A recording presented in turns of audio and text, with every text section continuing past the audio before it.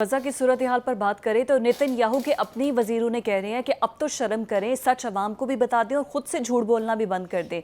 दूसरी बड़ी अहम डेवलपमेंट ये हुई है कि अब यमन ने बाकायदा तौर पर ऐलान कर दिया है कि जब तक गजा पर और फ़लस्तीनियों के साथ इंसाफ नहीं हो जाता तब तक हम भी खामोश नहीं रहेंगे और बाकायदा तौर पर इस जंग में कूद पड़े हैं। सर, मैं चाहूँगी कि आप रोशनी सबसे पहले तो ये डालें। बड़ी अच्छी बात है, मुझे खुशी होती है जब ज्यूइश कम्युनिटी और नेतन्याहू की अपनी कैबिनेट उनके खिलाफ आवाज़ उठाती है। मतलब उन लोगों में भी इंसानियत तो बाकी है ना। देखिए, गुजारिश ये है कि कत्ले आम, गारतगरी, कत्लो गारतगरी, स्टेट टेररिज्म, ये जितने जुल्म की नौयतें हैं, जब अपनी आंखों से आप देखेंगे तो बिलाखिर होते तो आप इंसान ही हैं ना। हाँ। लेकिन ये नेतन्याहू की काबीना के अंदर जूतियों में जो दाल बटने लगी है, उसके ऊपर मुझे खुशी तो खैर बहुत छोटा लफ्ज़ है, लेकिन वज़ीर दिफा योव गैलेंट ने जो कहा है कि नेतन्याहू झूठ बोलना बंद करें। एक हाँ। मिनिस्टर अपने वज़ीर आज़म को कह रहा है, यरगमालियों की ज़िंदगी को आपकी हरकत और फैसलों की वजह से ख़तरा बढ़ता जा रहा है। हाँ। ये सूरत हाल हुई है दौराने काबीना के इजलास और साइमल्टेनियसली बाहर जो है, जिनके यरगमाली जो हैं हमास के पास हैं, उनके लवाहकीन या उनके वारसीन जो हैं, उन्होंने बाहर मुजाहरा एक तसलसल के साथ मुजाहरे हो रहे हैं नेतन्याहू हुकूमत के खिलाफ। ठीक हो गया जी।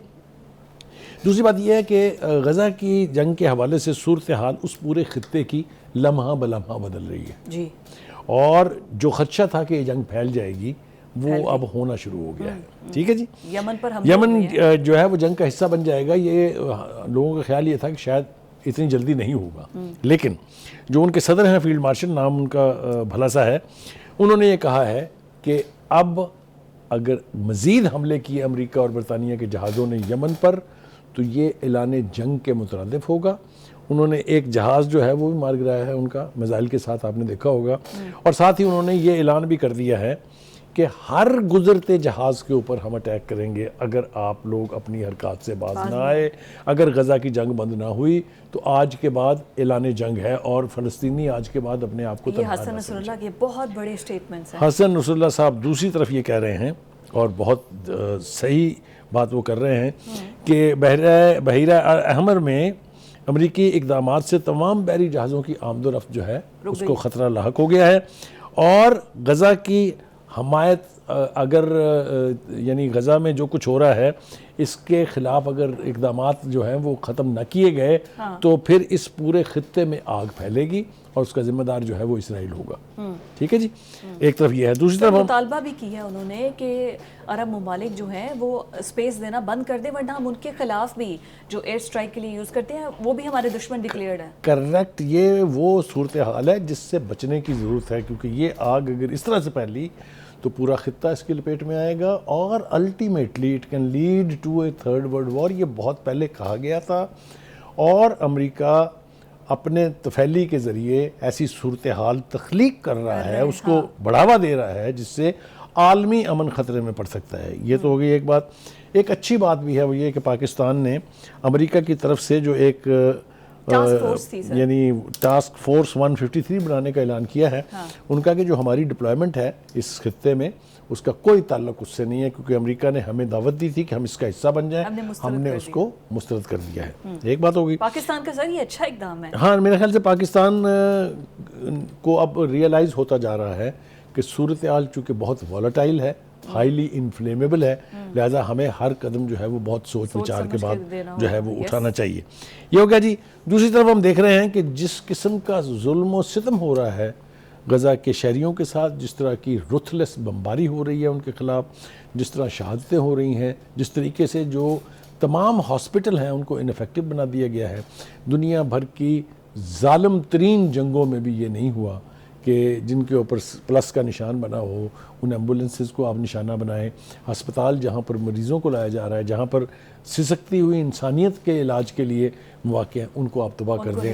ये सब कुछ देख के अमेरिका और यूरोप के वो तमाम इंसानी हकूक़ के चैम्पियंस को डूब मरना चाहिए, बाकायदा डूब मरना चाहिए उनको, कोई दो राय इसके बारे में। Absolutely right, 100% right. लेकिन सर मुझे दुख ये है कि अब यमन में भी 75 हमले किए हैं अमेरिका और बरतानिया ने मिलके, तो वहाँ पर भी 5 हलाकतें रिपोर्ट हो रही हैं। देखिए, गुजारिश ये है कि वो कहते हैं ना कि जब अल्लाह ताला आपसे इंतकाम लेना चाहता है तो आपसे कोई ना कोई गलती करवाता है।